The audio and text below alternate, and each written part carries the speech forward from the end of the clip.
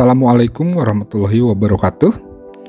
Dalam perkuliahan kewirausahaan saat ini sesi ke-8 kita akan membahas tentang manajemen usaha. Pengelolaan manajemen usaha tentu sangat dibutuhkan dalam konteks internal perusahaan agar perusahaan benar-benar memiliki arah dalam menjalankan usaha, terukur, terencana dengan baik. Perencanaan usaha juga akan menjadi controlling tools. Apakah dalam perjalanannya nanti bisnis yang dijalankan berada dalam line yang benar atau tidak, terutama dalam bisnis yang relatif baru. Penuh dengan kreativitas, perencanaan usaha juga semakin dibutuhkan. Beberapa manfaat yang diperoleh dari pengelolaan usaha adalah: yang pertama, memilih bisnis yang visible untuk dijalankan berdasarkan studi kelayakan yang dilakukan. Kedua, memiliki usaha yang berbadan hukum jelas. 3. Memiliki laporan keuangan. Hal ini sangat bermanfaat untuk kelangsungan usaha, keuntungan yang optimal, juga pengajuan tambahan modal atau kredit. Yang keempat, memiliki perencanaan pengembangan dan operasional usaha yang jelas.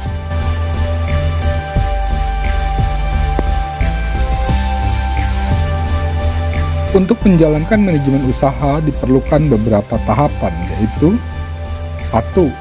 Mengidentifikasi peluang bisnis. Identifikasi peluang bisnis dimulai dari mencari gagasan, produk, atau jasa usaha baru.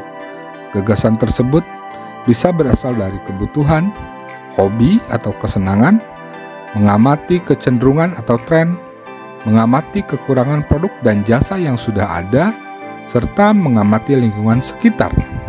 Mengapa tidak terdapat apa yang dibutuhkan oleh lingkungan di sekitarnya? Dengan mengidentifikasi peluang yang ada, memungkinkan kita untuk mendapatkan ide atau gagasan bisnis yang mungkin selama ini belum dipikirkan atau terpikirkan oleh orang lain. Yang kedua, perencanaan bisnis. Perencanaan bisnis yang baik merupakan perencanaan secara komprehensif, baik perencanaan yang bersifat non-keuangan, bentuk badan usaha, izin usaha, SDM, supplier, strategi pasar, maupun rencana pengembangan produk atau jasa. Sedangkan rencana keuangan meliputi penyusunan neraca dan laporan rugi laba, juga penyusunan laporan arus kas.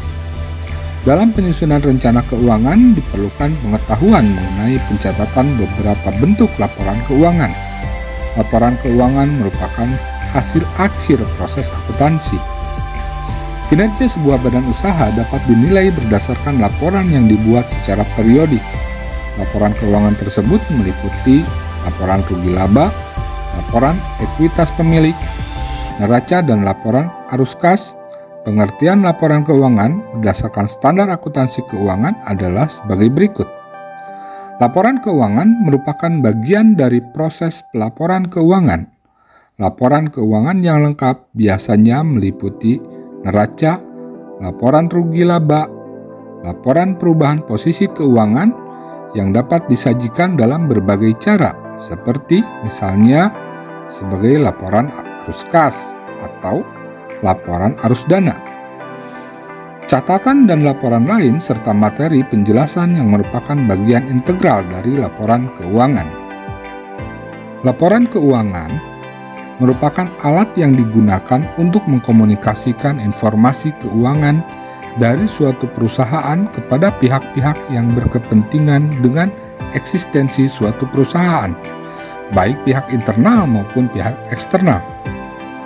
Tujuan laporan keuangan berdasarkan standar akuntansi keuangan adalah menyediakan informasi yang menyangkut posisi keuangan, kinerja, serta perubahan posisi keuangan suatu perusahaan yang bermanfaat bagi sejumlah besar pemakai dalam pengambilan keputusan ekonomi.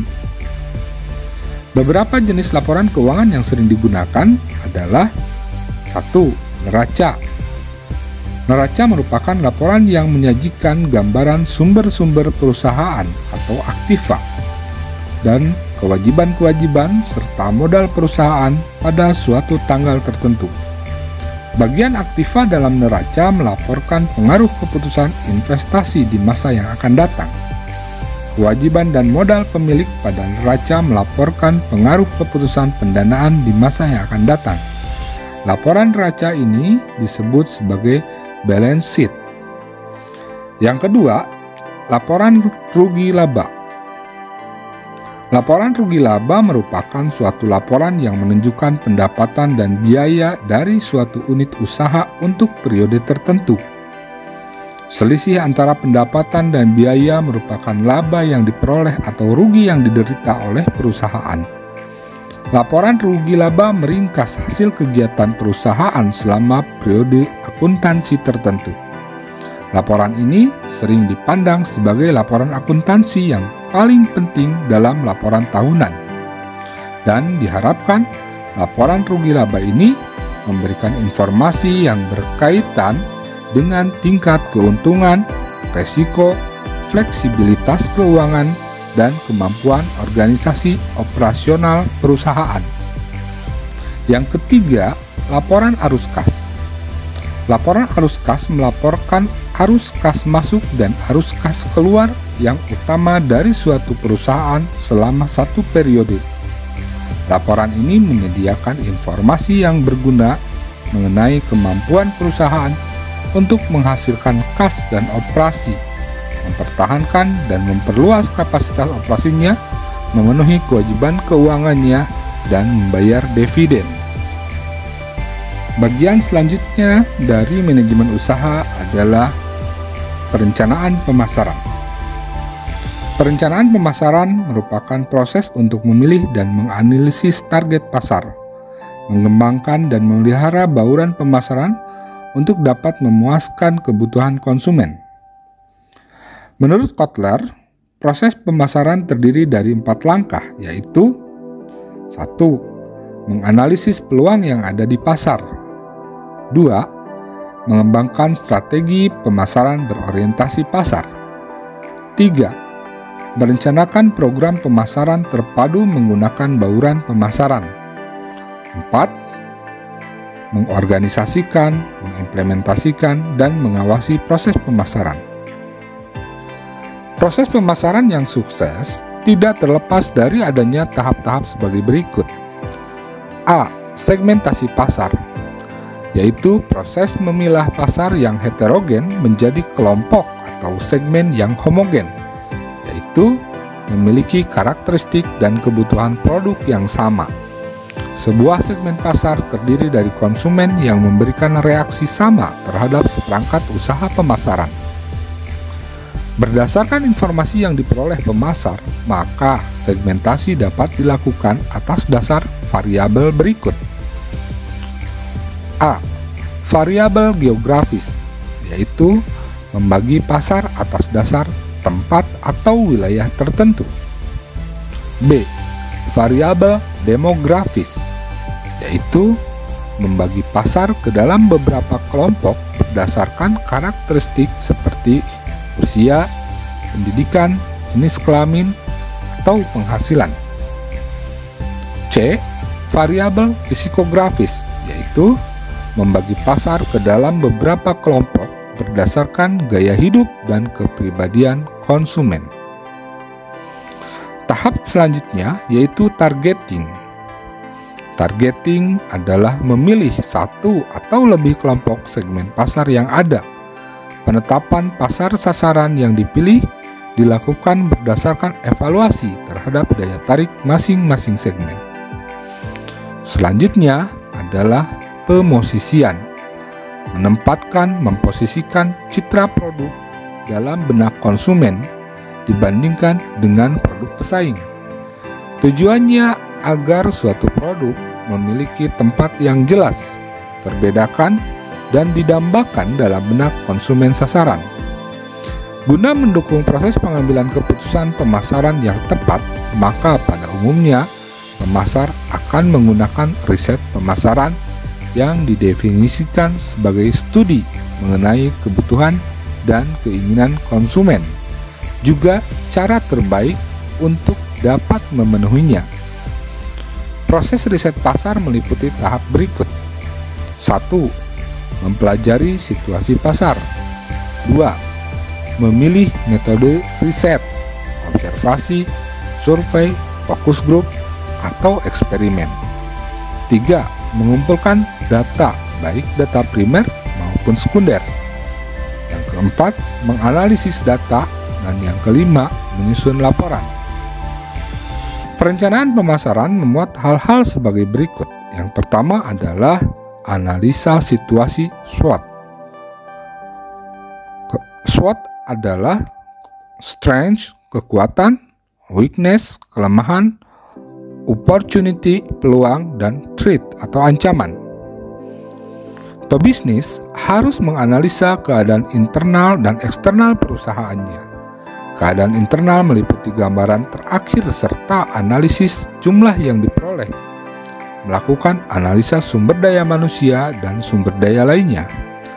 Keadaan eksternal yang perlu diperhatikan adalah keadaan makro yang berhubungan dengan kepentingan perusahaan. Analisis makro ini meliputi keadaan politik, ekonomi, sosial, budaya.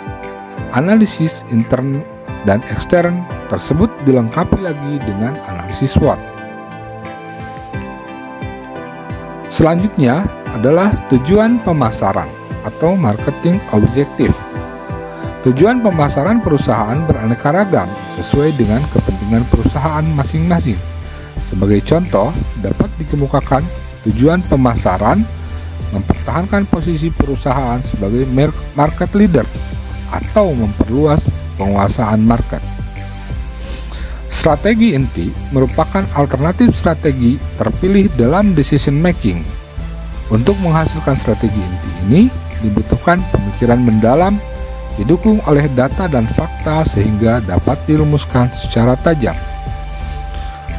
Selanjutnya, action plan atau jadwal pelaksanaan. Action plan lebih banyak sebab di sini dielaborasi secara rinci jika strategi inti yang ingin dilaksanakan berupa pengembangan produk. Maka harus dijabarkan model bahan, mutu, kemasan, dan sebagainya. Action plan harus mampu menjawab beberapa pertanyaan. What? Apa yang harus dilakukan? Who? Siapa yang harus bertugas dan bertanggung jawab? When? Kapan pekerjaan harus dilaksanakan dan harus selesai? Where? Jika diperlukan, di mana percobaan pasar akan dilakukan. Kemudian, how? Bagaimana cara melaksanakan tugas tersebut? Anggaran pemasaran atau marketing budget.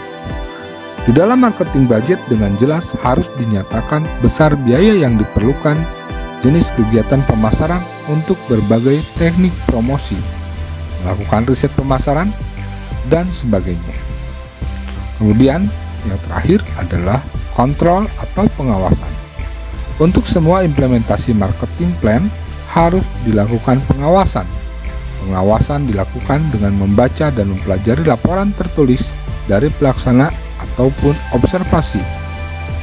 Jika terjadi penyimpangan atau kendala dalam pelaksanaan, maka harus segera diambil tindakan perbaikan.